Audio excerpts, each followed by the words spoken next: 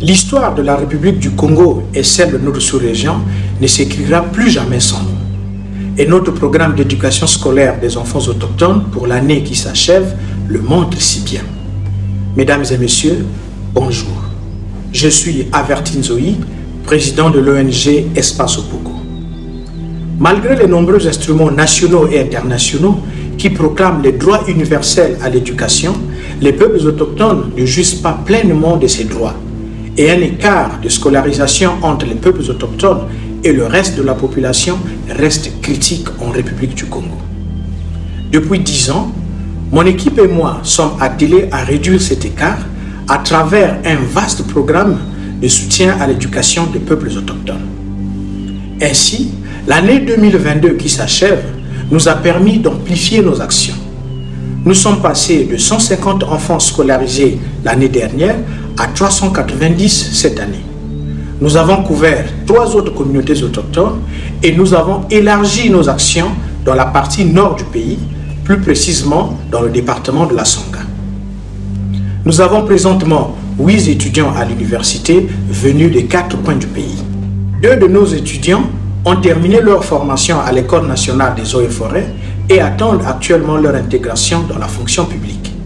Ce qui fera d'eux les premiers fonctionnaires autochtones de leur communauté depuis la nuit des temps.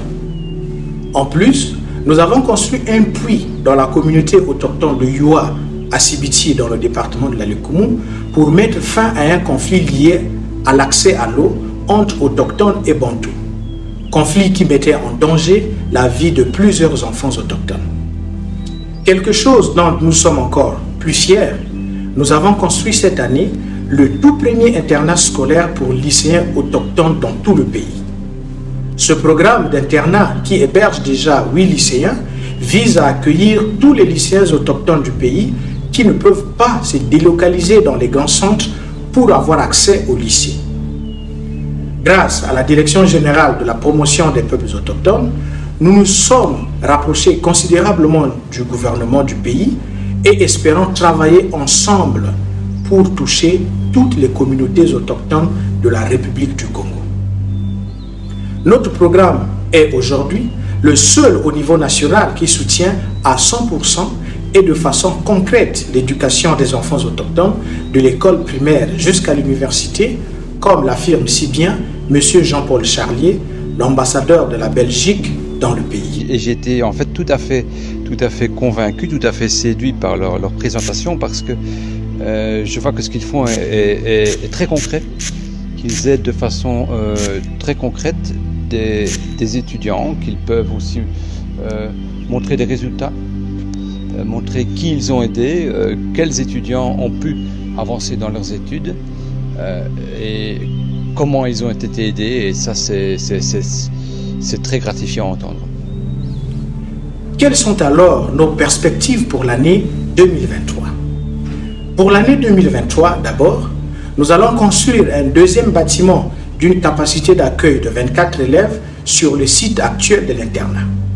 Aussi, sur le modèle du programme philanthropique américain Milton Hershey School, que nous avons visité en 2015, nous allons installer sur le site de l'internat une équipe dirigeante qui aura pour mission d'accompagner les lycéens dans leur parcours scolaire et s'assurer qu'ils sont en sécurité et font bien leurs devoirs. Avec la fin de la construction de la salle médiatique prévue pour fin janvier 2023, nous mettrons en place un programme de travaux dirigés pour hausser le niveau scolaire des élèves. Ensuite, nous allons construire sur les terrains que nous avons achetés dans le district de Bambama un centre de formation des métiers pour les adultes et les enfants qui ont abandonné leur cursus scolaire. Nous allons nous focaliser sur les formations utiles aux communautés comme les techniques d'agriculture et d'élevage, la couture, la coiffure, la maçonnerie et la menuiserie, les programmes d'alphabétisation, etc. Enfin, nous allons continuer à travailler avec le gouvernement congolais, les ONG internationaux et les représentations diplomatiques installées au Congo pour faciliter l'intégration dans la fonction publique, l'obtention de bourses d'études et d'autres avantages au profit des étudiants en fin de cycle universitaire. cela ne pourra pas se faire sans l'implication des partenaires sérieux qui aimeraient nous accompagner. Vous voyez ce que nous faisons, vous savez comment nous joindre et nous serons heureux de travailler avec vous.